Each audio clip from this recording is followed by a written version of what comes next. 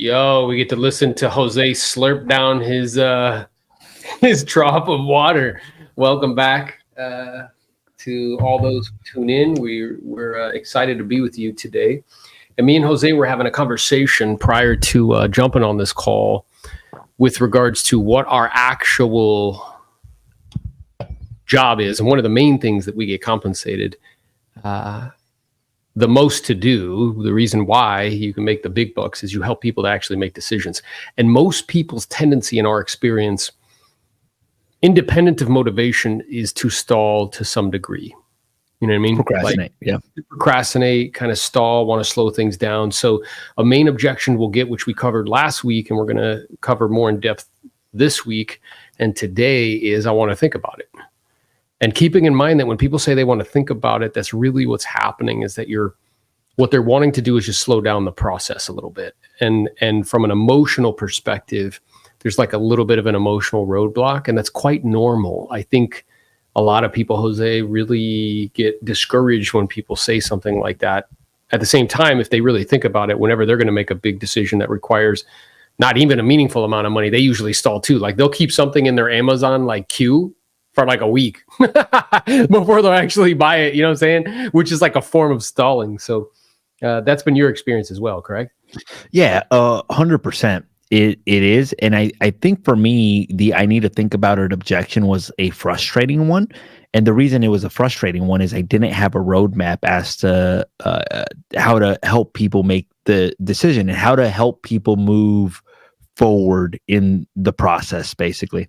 I also think that, and you've mentioned this as well too, or you actually were the one that said this, is that for us to expect people to make decisions that affect hundreds of thousands of dollars on the line and to pay $40,000, $50,000 in brokers' commissions, and we're over here not like stalling on a $2,000 decision. We're over here stalling on a $3,000 decision. So it's very hard for people to help people make decisions if you have trouble committing to things. It's very hard to get people to commit to things if you have trouble committing to things. So I believe that this is a skill, and this is why top listing agents get paid the big bucks. If they can help people decide, they can help people commit, they can help people make decisions.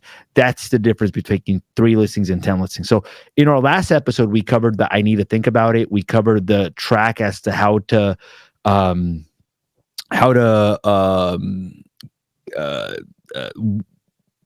what the talk track is and what are the different things that come up.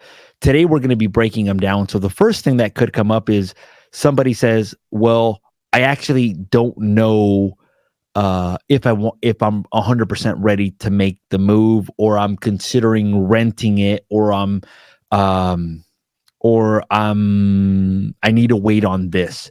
How would you handle that, Novello? And what would be your line of questioning in that situation? Yeah, so I just want to get clarity, right? So the first thing is to not allow that to like leak out into your body language or like your facial expressions that you're somehow like disappointed, right?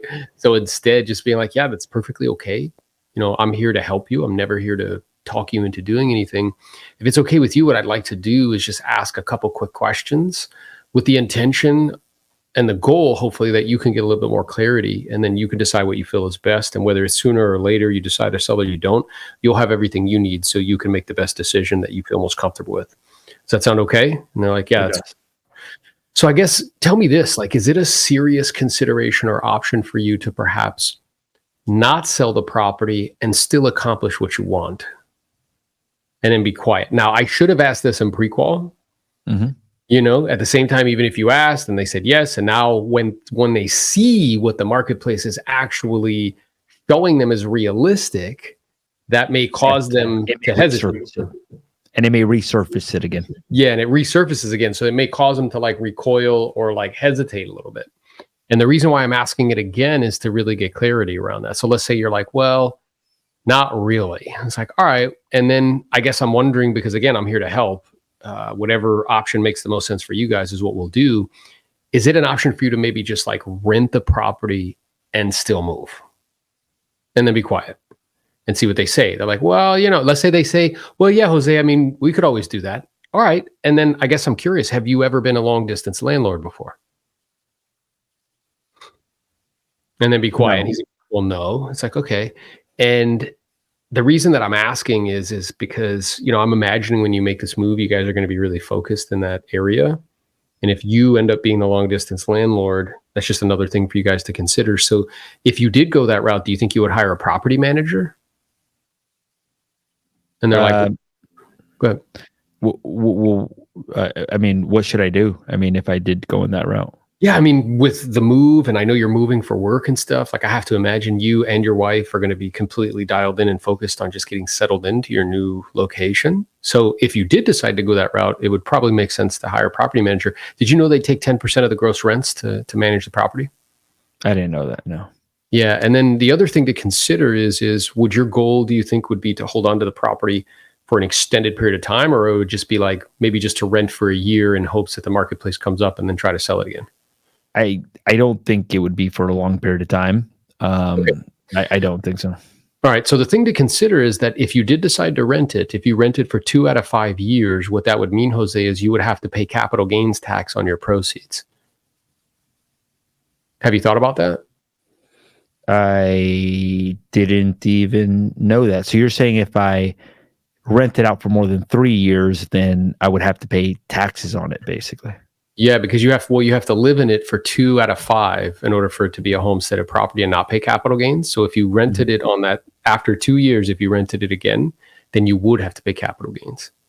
So what that would mean then is you would have to sell the property for at least 20% more than what you could today, just to kind of break even on that tax bill. Does that make sense to you? It does, man, but I think the market will probably go up in the next year, so that's kind of at least my hope, that it does come up, Yeah, and I appreciate that. And trust me, I go to bed every night hoping and wishing and praying that it does. It makes my job a lot easier. It makes these conversations a lot more fun. At the same time, Jose, my grandfather, he shared with me something when I was a young man. He said, hope is a beautiful word, but it's not the best business strategy. Right. So what would happen on the outside chance if on a year from now it didn't sell? Like what would that, or the market didn't go up dramatically? Like what would that mean for you and your family? Well, I think at that point we would just be stuck holding on to a rental that we probably don't want, basically. So is that something that is like a serious consideration or option for you? Probably not. No. Okay. All right. So what I'm imagining is really happening here, what I'm sensing from you, Jose, is that the only reason that you're even thinking about that is because the marketplace is showing us a price that perhaps is a little bit less than, what your initial expectation was. Is that right? Correct. Yeah, I get that. And at the same time, you're beginning to recognize that if you made a decision to rent, that could end up affecting your plans. It also could end up affecting finances. And it really seems like what's in your best interest is to proceed and to get it on the market. So I guess I'm curious, because that when we look here and we look at the net sheet, it shows here based on what the marketplace is showing us as reasonable, you guys would net like, $250 from the sale. Would that allow you to make this transaction happen? It would, yeah. All right. And then what would you be, if you don't mind? It's not what I want, but it would allow me to do it. Yeah, I know. I want you to, trust me, while we're at it, I'd love to, get more because we get compensated more the more we help you sell it for. And I guess I'm curious, is your intention to reallocate this capital to the next destination? Is that what? At first, I think we were planning on just renting out where we're at right now at the present moment, and then out there, and then kind of getting to know the area and then buying something at some point, basically. Okay. So then being that that's the case, whatever you're perceiving perhaps to be a little bit less here, when you reallocate that capital where you're going, I guess I'm wondering, do you get more bang for your buck out there? Oh, I mean, I would be almost buying something out in cash. But to be honest, like I didn't want to buy something immediately. Like I wanted to just kind of get to know the area, make sure that I'm in a good neighborhood, before I actually move in. But I mean, if a good opportunity came up, we would potentially consider it. We would consider it. Yeah, I have to imagine you can always put that capital in like a high bearing savings account. Right now, you can get like 4 or 5% on the money, and then you can shop with confidence. And if you see something that really fits your criteria for you and Mariela, you could always just proceed. I mean, do you think that would be a better position to put your family in versus having the capital tied up here? I I do believe that. Yeah, I do. Yeah, I think that makes a lot of sense too. So, being that we're in agreement with regards to what the marketplace is showing us is realistic, and also that it actually would be better for you and your family to be in a position where you have the cash, can shop with confidence, no rush, one less thing to be concerned about, money's earning money there. I mean, it seems like the next logical step would just be to proceed and take care of the appropriate paperwork so we can get the process started. How's that sound? Oh man. Yeah. So that was handled perfectly. Here's what I noticed is Yeah. obviously you're like the whole goal is to help them make a decision. Here's some additional things that I would add to our viewers. So I would in some cases when I ask them, well, if you did rent it, I kind of like dig a little bit deeper on that. I'd be like, okay, just out of curiosity, if you did rent it, what do you think that you could basically rent out the property for? And they Mm-hmm. may say, well, I think I can get like I did this last night. They're like, oh, I think I can get $8,000 a month. Like, okay, and just out of curiosity, what are the monthly obligations on the property? And Mm-hmm. she said they're $6,000 a month. And I'm like, okay, so basically, if you did rent it, you would make about $2,000 of positive cash flow every single month. I'm like, would you be prepared? Like, if the tenant didn't pay the rent, like, would that work for you? Like, meaning, like, if the tenant missed a month or missed 2 months or missed 3 months, would you have the financial resources to be able to cover that payment during that time and also cover it during the other place? If repairs came up, would you be in a financial position to be able to cover that? And what percolated to the surface was like that the risk to reward ratio wasn't in balance, meaning like, yeah, she's making $2,000 a month, bro, but dude, the risk is high because if that tenant doesn't make the payment, there's a $6,000 payment that's on the line. Another question that I ask sometimes is I'll ask them, do you have any plans to ever move back to California? Or do you have any plans to ever move back to Florida?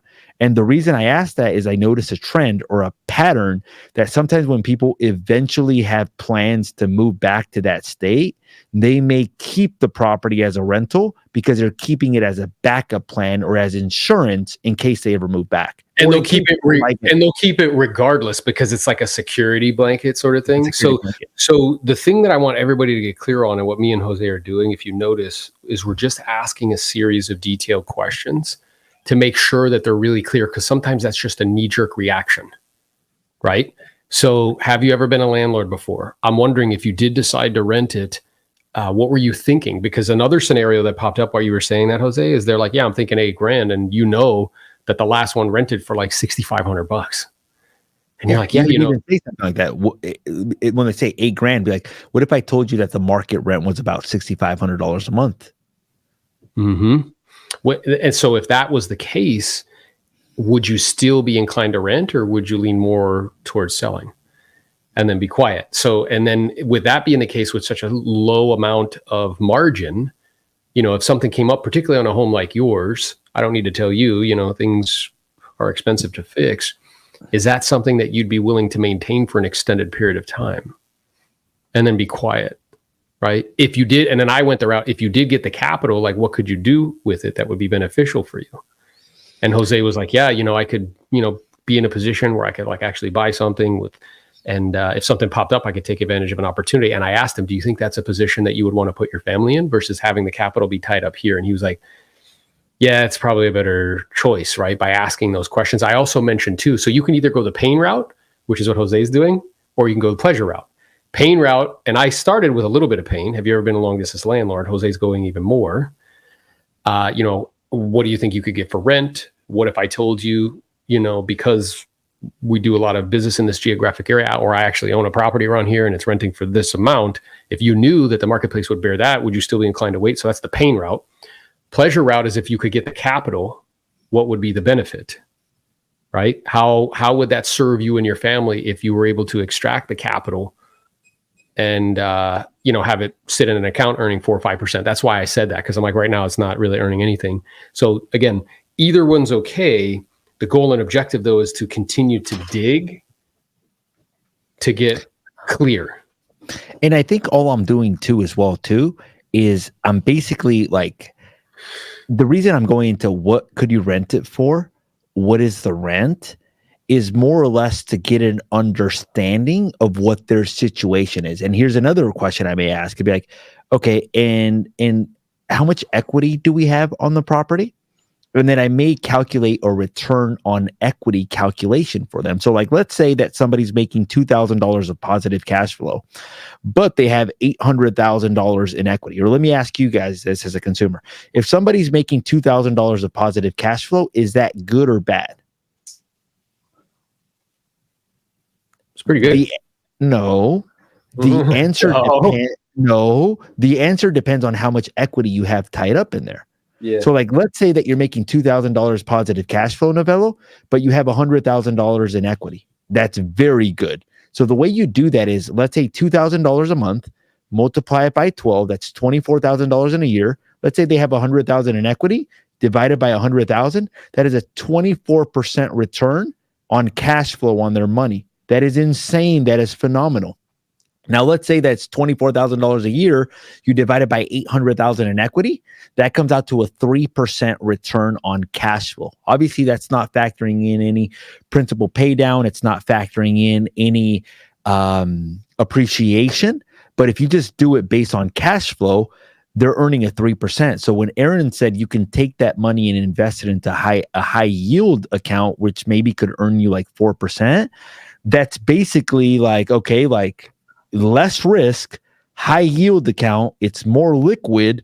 There's less market volatility attached to that versus, hey, you're earning 3% on the 800,000. So that guy could literally take the money, put it almost anywhere else and earn better than the 3% and have less risk associated with it. Now, if they're doing it as a safety blanket, then it's more than just the numbers. But what I wanted to say is, having additional options and really understanding their needs. So like Aaron having a little bit of background of like a high yield account. I had a situation the other day where the guy is like, look, the reason I want to turn it into a rental is I'm probably going to only live for the next 10 years. And my kids will get the step up in basis whenever I pass away. So I'm considering going in that direction because my kids will save about $300,000 to $400,000 in taxes because it's a $2.6 million property. So I provided him with an option. I said, have you ever thought about doing a structured installment sale? He's like, no, what is that? And then I explained it to him. There's a video on my YouTube channel on what that is. And that was a solution for him to pay less capital gain taxes and not have to rent out the property, which to me, it's a benefit because I get paid if I help him sell it. And to him, it's a benefit because all he was saying is, I'm looking for a way to reduce the capital gain taxes, and I provided him with a solution to that. Yeah. So the idea is when this comes up, I think, again, like we started off with, a lot of people get like, dejected or perhaps frustrated, where instead I should go back into curiosity mode and be like, hey, so tell me again, like specifically what you're looking to accomplish and why. Ask these series of detailed questions to help someone self-discover like which option is in their best interest. Because if it is in their best option to rent it, I've told, and I'm sure you have lots of clients, hey, you should stay renting the property, based on everything you've been kind enough to share with me. So let's say you say, hey, I'm wondering, Jose, we work with a lot of clients where they're moving out of town and sometimes they hold on to a property with the goal and intention or the idea perhaps of sometime moving back. Is that a serious consideration or option for you guys? And then be quiet. And if they're like, yeah, like this is only like a 3-year thing and I plan on coming back, it's like, okay, well, that's something to consider, right? What do you think the probability is? Because I'm aware too that, once you move, the kids get in schools and everything, it becomes difficult to kind of extract yourself. Like, is it a possibility that you guys would be out there and then end up deciding to stay permanently, or is that not an option at all? Like, you just keep asking questions to really determine what's in their best interest or not. Well, what's their goal and objective? What do they actually accomplish? Like, what do they want? And then based on that, we can then provide guidance in terms of what would be the best option that would serve them best. What's up, little guy?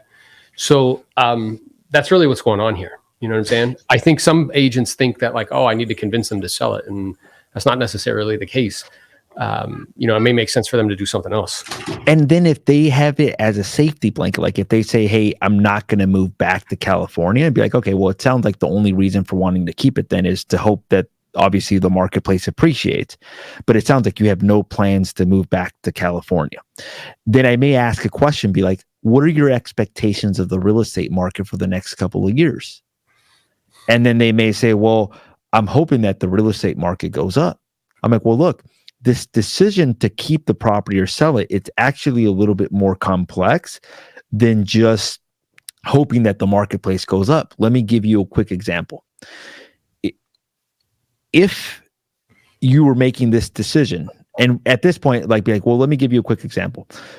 You obviously already know, and we talked about the fact that you're exempt up to $500,000 as a married couple if you decide to basically sell it now versus keep it as a rental. So if you do decide to sell the property, you would have to sell it before the 3-year mark. So my question to you is, what are your expectations of the market for the next 3 years? Do you think the market's going to go up? Do you think the market's going to stay flat? Or do you think that the market will go down? Because if you don't sell before that 3-year mark, now you're subject to paying an additional whatever amount in taxes, which means the market would have to go up by more than that amount. Now, here's the way I would think about it, Novello. The way I would think about it would be like, if you were making this decision in 2012 and you held on to it until 2015, the marketplace went up. That was a great decision. But let's say that instead of 2012, you were making this decision in 2007. And in 2007, the market went up slightly and then it went down. So because it went down, now you had to hold on to the property for longer than 3 years, which means you're subject to that tax now, which means instead of selling at 800, now you might have to sell at 900, and now you would have to wait 10 years instead of 3 years. Would you be okay with that? That's right. And then I may finish it off with, how much of a risk taker are you? Yeah. Or how confident are you that it's going to go up? And how much of a risk taker are you? Yeah. And what just popped up for me is like, when you let them know about the capital gains, because usually they're not thinking about that, that's pain. Remember, you can either hit pain or pleasure. So it's a pain thing. It's like, so, what that would mean is that in order for this to make financial sense for you, when you sold it, you would have to sell it for at least 20% more than what you could get today in order to just break even on that capital gain. So in order to have it make financial sense, you would have to sell it for more than 20% than what we could get today. So I guess the question is, does that seem like a realistic expectation to you? And then be quiet. And then it's like, hey, I know the difference between like what you want and what is reasonable at the moment is it's different. And I want to be respectful of that. I respect every penny. I'm also aware that it's probably not an amount that would like substantially change the course of your life one way or the other. And under normal conditions, do you think you would gamble like 20% of what this property is worth just to see what happens? Sure. And then be quiet and see what they say, right? And some people might be like, yeah, like, okay, great. And then we move in that direction. Other people though, because again, oftentimes that's a knee-jerk reaction to it's not in alignment with what their expectations are price-wise. And it could be a stalling mechanism as well too, like that. It just hit them. Like it's funny because I had this lady that her expectations today were like $100,000 higher than when the marketplace is, and I could see her like almost like stalling a little bit as well too. But I think that covers that one basically. Yeah. I really liked giving that example of 2008 or 2007 versus 2012 because that could happen, and now if they hold on to it for more than 3 years, they're subject to that capital gain tax unless they move back into the property. But it complicates things so much basically. And if they have no plans to move back into the property, most people will not have a long distance rental. And guess what? If it doesn't turn into a listing for you right now, I would stay in touch with them because it may turn into a listing next year or the year after that for you. Yeah, agreed. 100%. So again, there's a common theme is like when what we did last week, when they said, hey, I want to think about it. You acknowledge, right? It doesn't mean I agree. It's like, yeah, I get it. It's a big decision. You want to make sure you're making the best decision possible. Here, same thing. Hey, we're, not sure what we're going to do. And then I start to ask questions. That's okay. My job's to help you. It's never talking to do anything. So that's a track. First, I acknowledge I don't agree. Those are different. But then I start to ask questions. Just so I'm clear, my intention before I go is just to ask a couple questions again before I go, because that alleviates pressure, right? They think like, okay, we're done here. What I'd like to do is just ask you a couple questions. The goal and objective would be is to help you to get as clear as possible so you can make the decision that you feel is best as far as how to proceed. And whatever you decide, Jose, I'll support you 100%. Again, demonstrates I'm not attached to the outcome and that it's in their best interest. And then you proceed to start to ask questions systematically, whether it's, I just want to think about it in general, where I'm fleshing out those common objections, which is like, am I going to sell? Price? Is it me, or is it perhaps professional fee? And we just put it all on the table so we can handle it. And this one, it's like where they say something specifically. Well, Jose, all this makes sense. We really have to rethink if now's the right time for us to sell. So they're going to be specific versus like a general where I need to flesh it out. Here's just a specific. And if they do that, again, the track is the same. I acknowledge, I get it. It's a big decision. You want to make sure you're making the best decision possible. And then before I go, what I'd like to do is just ask you a couple of quick questions just so you can get as clear as possible on this. So that way you can decide what you feel is best. Whatever you decide, I'll support you. Fair enough. And then we go into systematically asking questions. And then we handled the, hey, we're considering renting. There's probably even other, and I didn't even think about this until now that we're talking about, there's probably other things that would cause them to stall. Like, for example, like I had a client that's like, well, look, I need to talk to my CPA, or I need to do this, or I need to do that. And what we're trying to help you guys here is to help them move forward in the process. So what I did the other day is like, look, can I make a recommendation to you? It sounds like you're not 100% sure whether or not you're ready to sell the property or not. It sounds like you got to collect a little bit of additional information. At the same time, it does sound like you need help with this, this, and this. Here's what I would recommend, and here's what I can do for you. I can actually make our agreement contingent upon you getting approval from your CPA, or contingent upon you collecting this, this, and this. This way, if for whatever reason your CPA tells you, hey, look, it doesn't make financial sense for you to sell, no harm, no foul. We can basically just rip up the agreement. At the same time, this would allow us to start helping you in terms of this, this, and this. Would that work for you? Love and that. It's basically like a way of getting a contract signed contingent upon whatever objection they're giving you in that situation. And you can make it contingent on anything. You can make it like contingent upon whatever it is, Yeah. And one of the things that I've learned, which is like really helpful, because again, we think that people are thinking being like humans are thinking beings that feel. We're really feeling beings that think. People will spend all this time getting like analytical information and then make a emotional decision. They interview 6 agents to try to gather all this information. Like, we went with Bob because like it just felt right. I'm like, dude, you wasted all your time. You know what I mean? So, but when people are like at a place to, it all makes logical sense. The natural tendency for most is to stall. And what I know from StoryBrand, which is true, is that the hero, which in this instance is the client, the hero never takes action without external prompting. My job is to help them to cross that bridge. You know what I mean? Yeah. So what I would say, like, if I can really feel and sense like they really want to do this, like, I want to talk to this person. I'm just like, okay, well, what I'm kind of sensing from you, Jose, is that, well, let me ask this before I ask that question. Having spent some time together today as a team, having had our initial conversation via telephone, seen what you've seen online, if you do decide to sell it, have you already decided that you would want me and my team to help you? And they're like, well, yeah. Okay. And then having reviewed this information and kind of, gone through those questions that we asked and really getting clarity around this, have you decided that getting the home sold is actually really in your best interest? Yes. Okay. So then really in talking to these other parties, what you're really going to talk to them about is more so about support. It's not permission. You've already decided you want to do this.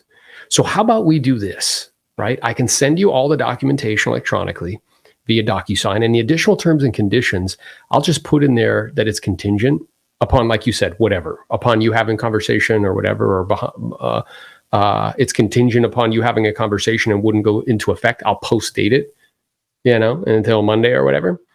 And this way we'll already have taken care of that. My team will begin to prep to proceed, because it sounds like more likely than not, like that's what we're going to do. And then we can take it from there. How's that sound? And they're like, okay. So this idea, like, it sounds like, Jose, you've already decided internally, and really in having a conversation with your wife or with your pastor or with whoever, it's really about asking for support, not for permission. And nobody, you say that to most people, are like, I don't need permission. You know what I'm saying? Like, if I said that to Jose, I'm like, yeah, like, you're really going to Mariela, like, to talk to her, like, about support, not permission. He'd be like, bro, I don't need permission. And then he would be like, which causes a process to move forward as well. Now it becomes like an ego thing. Like, I don't need permission, bro. I'll do this right now. I'll do it right now.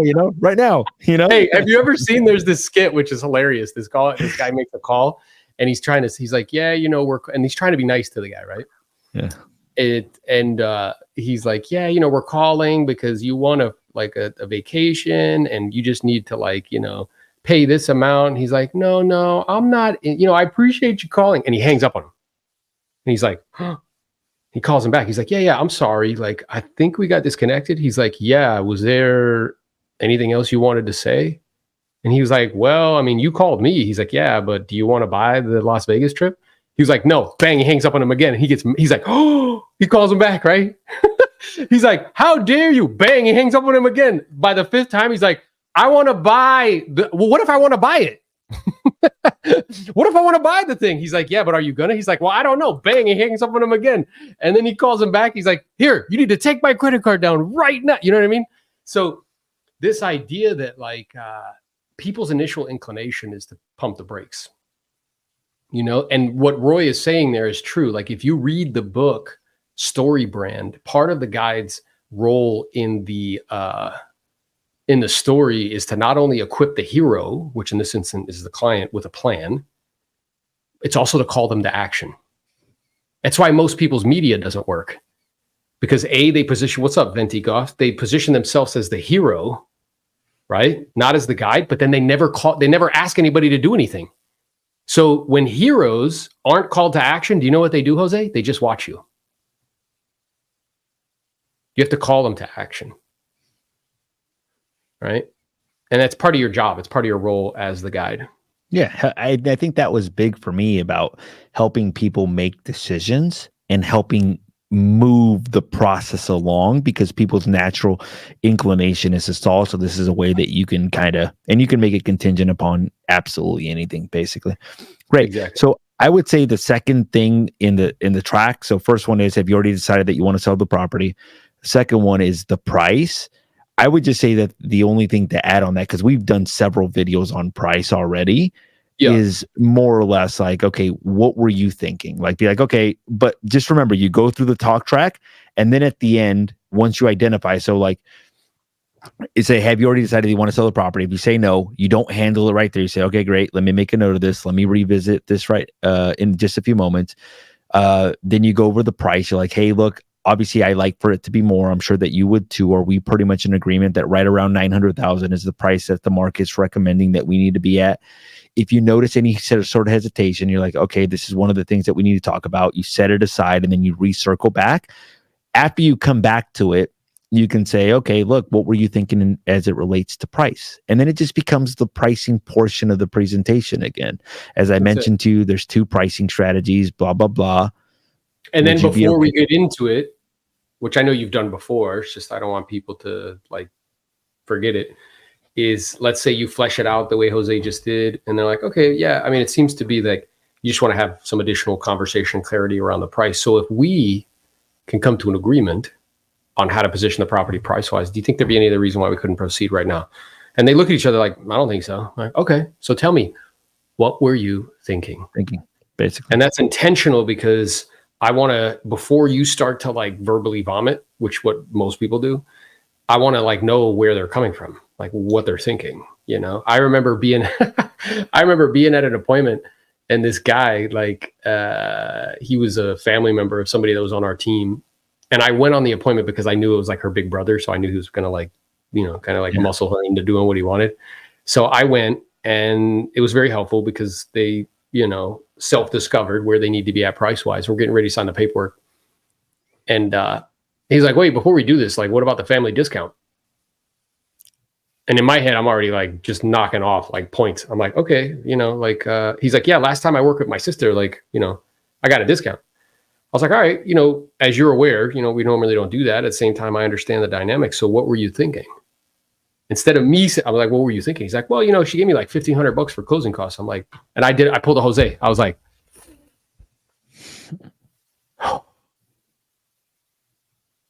we normally wouldn't do that. But for you, we can make that happen. Do an exception. Yeah.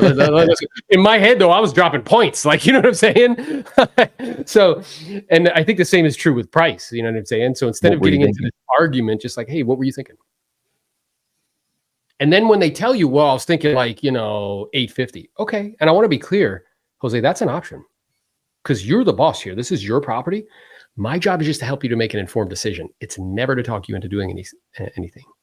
So let's look at that together as a team, and then we can get into it. But that bridge, I know you've pointed out that like I do that, and I don't really recognize that that's what I'm doing, but you called it like a term, like a bridge.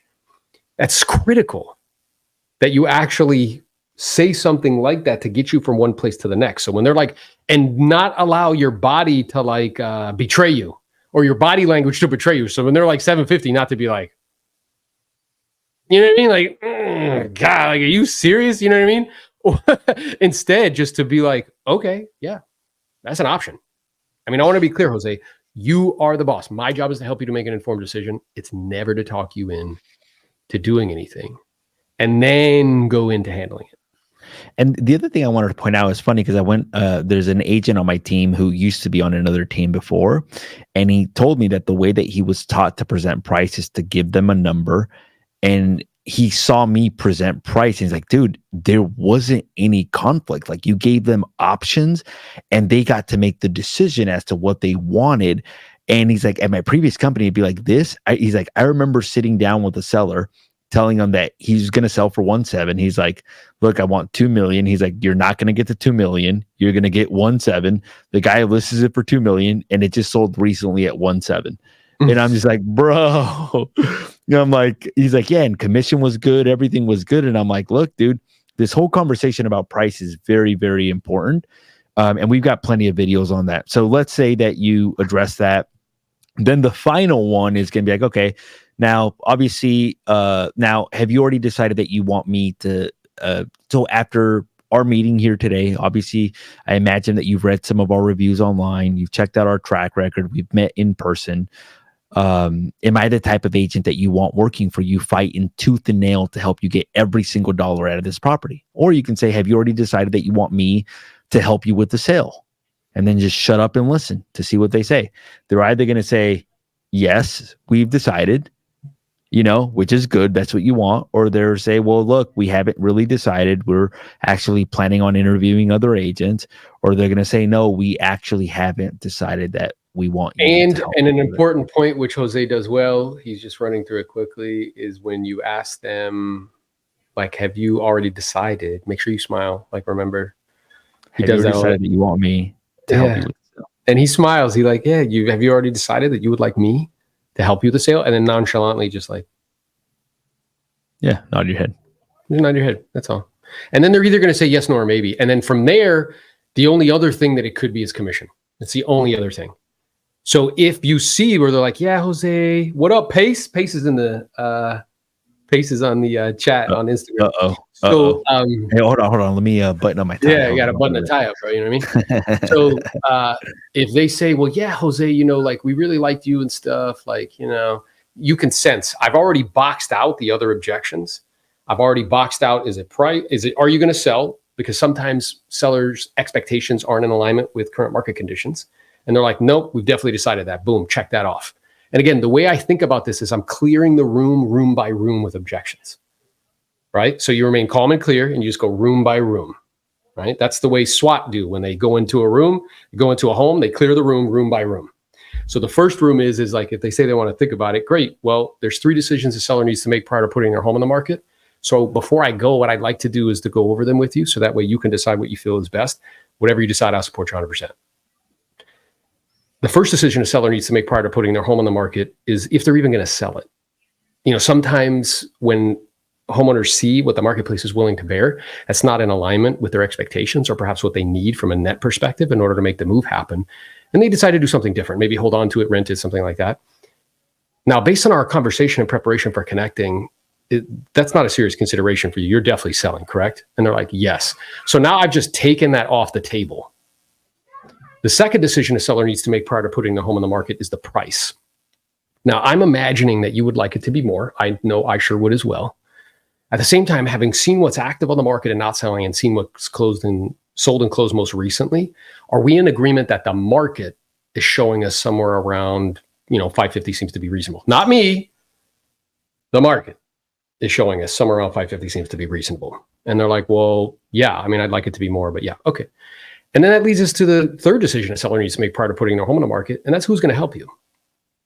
You strike me to be someone who's super straightforward, Jose. I'm the same way. So having seen the information we sent over in preparation for connecting, we had that initial conversation. Based on our conversation today, do you feel comfortable and confident with me, smile, that not only I could help you sell this home, I would also look out for your best interest? And then very, nonchalantly, not like this, but just like, nod in your head, yes. And if they still are like, well, there's two routes you can go. The only thing left that's on the table to flesh out is professional fee. So it's like, gosh, Jose, what I'm sensing from you is that like you guys are really ready to proceed. There's just something perhaps that you want a little bit more clarity about. Is it the professional fee? Is it the commission? Just get it on the table.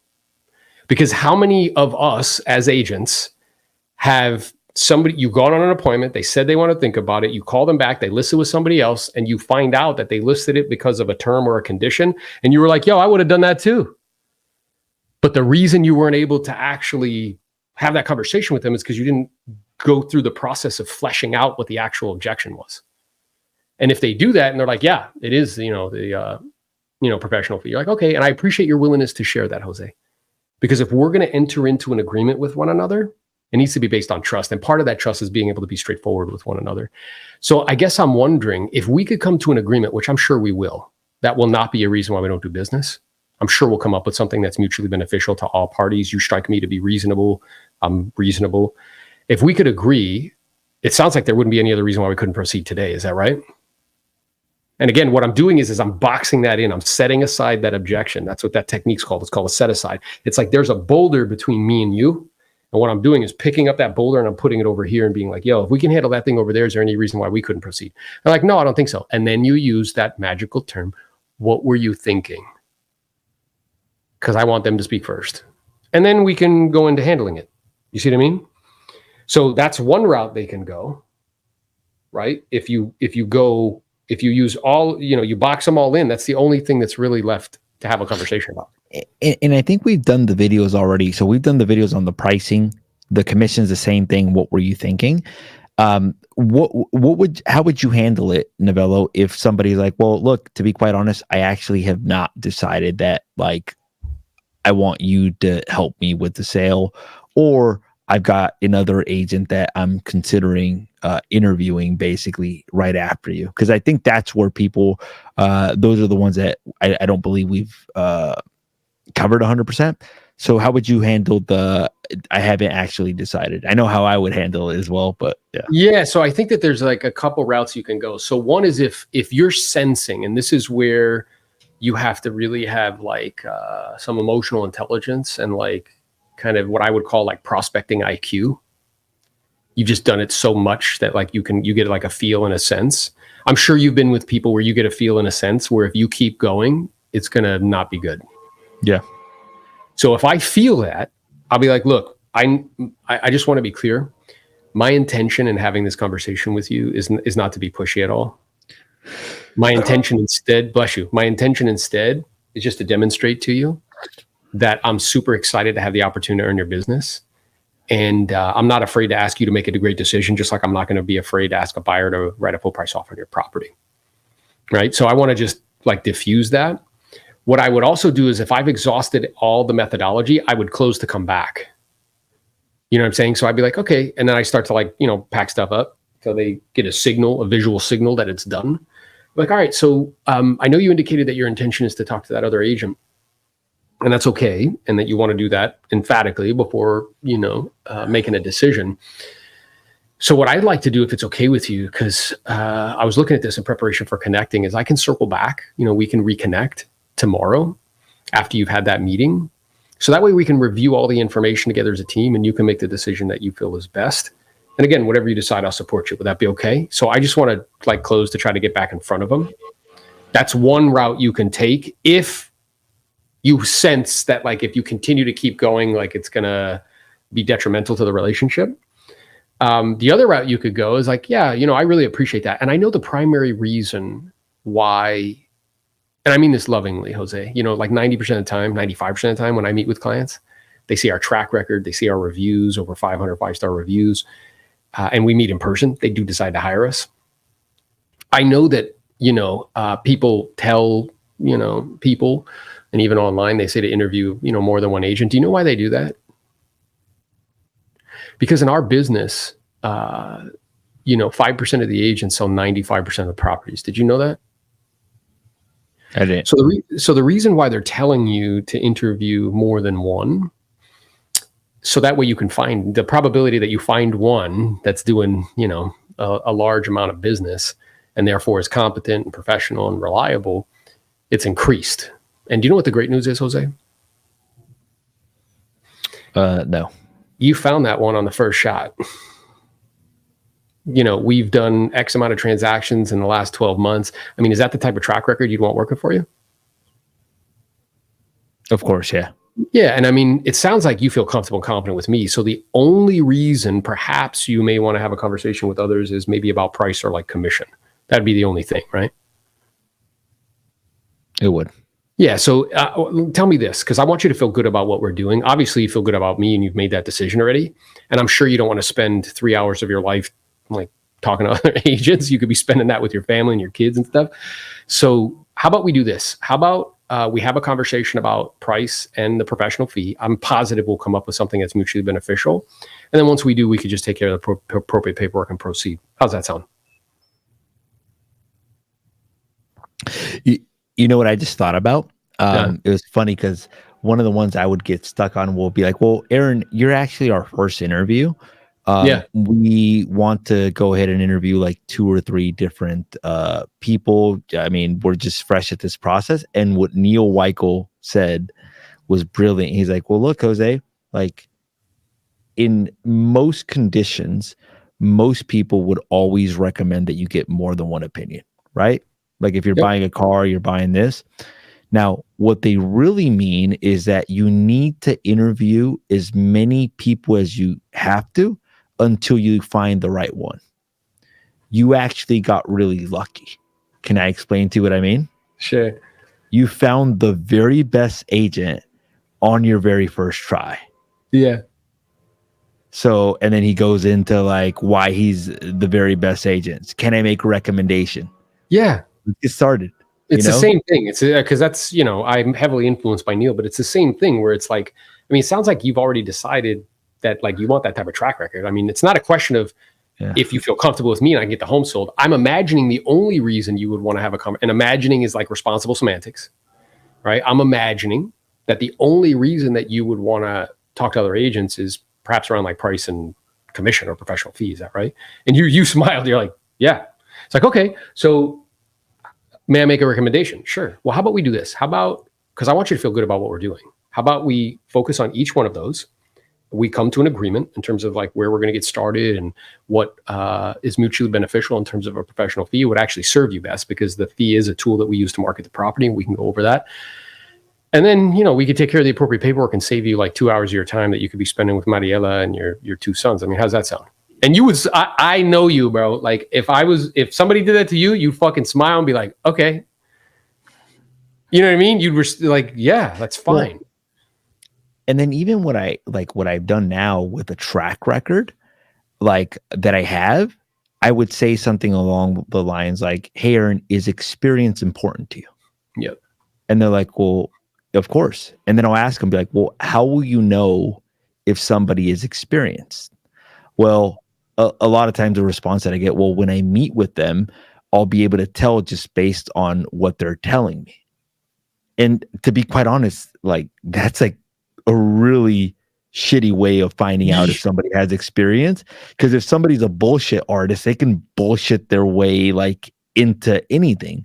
Yeah. So I try to push them away from that. Be like, well, look, that's one way of doing it. Go, and then I'll what I was going to say, what I would say in that instance is like, Jose, as I get older, I pay less attention to what people say and more attention to what they do. Yeah, because what they do is who they are. I'm aware that we spoke on the phone. I shared with you I was going to send you something via email. That happened, right? Yep. I'm aware that I shared with you that my staff would call you to confirm. That happened, correct? I shared with you that we were going to meet at this time, and I was going to send you a reminder. That happened. I shared with you that I would show up promptly and fully prepared to have this conversation. That happened. So I guess what I'm aware of is if we look strictly based on what people do, does it seem as though not only am I committed to helping you get the job done, but with a super high degree of probability, we'll be able to execute? And you're like, yeah. Okay, so it sounds like you've already made a decision that you want me to help. It's really just a question of terms and conditions. So if we could agree on those today, I mean, there wouldn't be any other reason why we couldn't do business, right? It's like, and this is when they either, if it's Jose, he's like, no, or he looks at his wife, he's like, what do you think, honey? I'm like, yeah, I think he's pretty good. And you're like, okay. All right, so let's talk about it. So, and then we get into it, each one. And again, in your mind, I want you to be, I was telling my daughter recently, because she was like, I don't like math class. She started 5th grade. Like, I don't like math. And I'm like, yeah, I didn't really like it either when I was younger, but do you know why? She was like, why? I'm like, because it was the one subject that I actually had to try. And what I told her is that what math helped me to do is it helped me to think linearly. So advanced mathematics, whether it's like algebra 2 or like calculus, whatever, like you don't use that shit today. But what it helps you to do is to think sequentially. So I have to solve this problem first to get an answer in order to plug into this to get the final answer. It makes you think sequentially. So what we're doing here is, if you notice, is that's precisely what we're doing. We're just like walking down a path sequentially, how we get from one place to the next. So when somebody says that and we flesh it out, and I'm like, yeah, it sounds like you've already decided you want me to help. I mean, that's not the issue. Just really an issue of terms and conditions, right? Yeah. So if we could agree on that, any other reason why we couldn't do business? I don't think so. Now that's done. Now we sequentially go to the next room. Okay. Price. Tell me what you were thinking. Well, I'm thinking this. We have a conversation. Here are the pros and cons. What do you think we should do? Okay, we agree. Great. Next one. Move to the next room. Again, sequentially just moving down the path. Now, that's the way our brains work. And we as humans, it's a sense-making mechanism. It helps people to make sense. Like, it's like you're entering into somebody's brain and you're walking them through the process of making a decision, if that makes sense. Yeah. What I was going to say too is that sometimes it's frustrating for me when I'm getting compared to like an agent that maybe sells like 3 homes a year or 2 homes a year. And they're like trying to basically almost say like we're at the same level. So that whole thing that I'll do is I'll be like, look, is experience important to you? How will you know if somebody is experienced or not? And they're like, well, I could tell by talking to them. Well, what if I told you that there was a different way that you can verify all this information, and that it would tell you how many homes they've sold in the last 12 months and how many homes they've sold in their career? Would that be helpful to you? So here's the way I recommend that typically homeowners make decisions. Yes, meet with the agents. Yes, get to know them. Yes, get a feel for them. Yes, talk to them. But what I recommend is that you take this information and you combine it with data. Now, when you do that, you're taking a look at how you feel with them, but also you've got data to back it up. And in my opinion, that will help you make the best decision possible. So can I show you a tool to be able to accomplish that? Yeah, and what you're doing is it's you have to be very careful when you go down this path. You have to present it in a manner that is like exactly what Jose's doing, because essentially what you're doing is in a very polite way, you're pointing out that there's like somebody who's inferior in terms of their like production. So you have to do it, in a very well. in a very systematic kind of professional way. So here's what's interesting. So we have 2 comments, Jose. One from El Dorado Placer in Sacramento, and one from Jay Just Sold It. And they're both, what if you're a newer agent that hasn't sold a lot of homes? So you have to use what you have. Okay. So one of the things that me and Jose get thrown at us all the time as top listing agents, dominant listing agents, is what agents will feed them is like, well, Jose's really busy. Busy. You won't even talk to him. You won't even talk to him, bro. Like he's going to send you to like all these different people. Like they feed it to them. So what I have to combat that with is like, yeah, you know, I hear that all the time, Jose. And you know, what's interesting. I don't know if you've ever heard this quote. Ben Franklin said, if you want something done, you give it to somebody who's busy. Yeah. So, you know, what we did to help you to make an apples to apples comparison, because this is a big financial decision for you. For most folks, I don't know if this is true for you, Jose, it's the biggest asset that they own. So hiring somebody to help you facilitate a transaction, I mean, it's a pretty big decision. And usually what people are looking for is experience. Is that something that's important to you? Oh, yeah. Yes, we're looking for that for sure. Exactly. So what I did in preparation for connecting is I brought something called a real estate report card. And what that is everybody in the multiple listing service has a number, like a social security number, and you could track everything that they do. So what we did is we brought our track record for the last 12 months from the multiple listing service, because people could tell you anything, Jose. They're the best and they're the dominant agent and they sell all these homes, they're the neighborhood expert. It's another thing for them to demonstrate to you and with actual data. And you strike me to be someone who would rather look at the data versus what somebody's telling you, right? Yeah, of course. Yeah. So here's our track record, and and I'm curious. Did the agent you were talking to, did they talk about their track record? They're like, not really. It's like, Well, there's another mechanism that we could use to look it up. I have my phone here. Do you know the first and last name of that agent? And then you look them up on Zillow, and you're like, yeah, man, it seems like they're a pretty good agent. They sold like 5 homes in the last 12 months, and they're like, really? And you're like, yeah. So I'm wondering, I mean, for you, and again, I'm sure they're a lovely person. My intention in bringing this to your attention is not to besmirch their character in any way. At the same time, it's a business decision. It's really about helping you net the most and do it quickly and efficiently. If you had one person who's done it, you know, hundreds of times in a time frame where another person's done it 5, which would you want working for you? That's how you handle that. Now, if I'm a newer agent, I would try to go the other route, which is like, yeah, like, you know, I appreciate that. Jose's a great agent. And I guess I'm curious for you personally, like, is it really important to you that the agent that you hire be available to you at all times? And they're like, well, what do you mean? Yeah. Yeah. So like, if you were to call me, would you be like, would it cause a little bit of friction if you had to speak to an assistant or like talk to somebody else before you spoke to like me? I don't know about you, but that bothers me all the time. Like when I call AT&T and I can't get anybody on the phone. Yeah. So like Jose's great. At the same time, he's like super busy and he does a lot of transactions. And being that like that concierge service is important for you. With me, you're going to have my undivided attention. And I'll be with you every step of the way. You'll have access to me 24 hours a day, 7 days a week. Is that what you're looking for in the agent that you hire? It is. You know what the great news is? You found what you're looking for. You know what I'm saying? Like you just go the opposite route.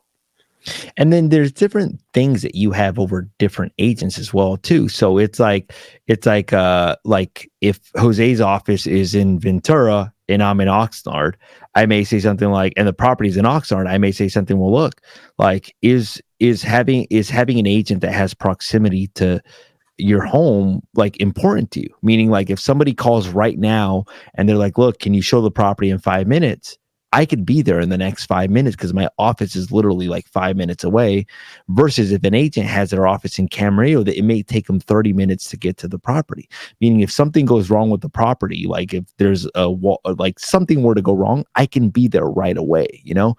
So we're going to end it today. If you guys want us to continue with this topic, let us know. And then closing statements, Novello.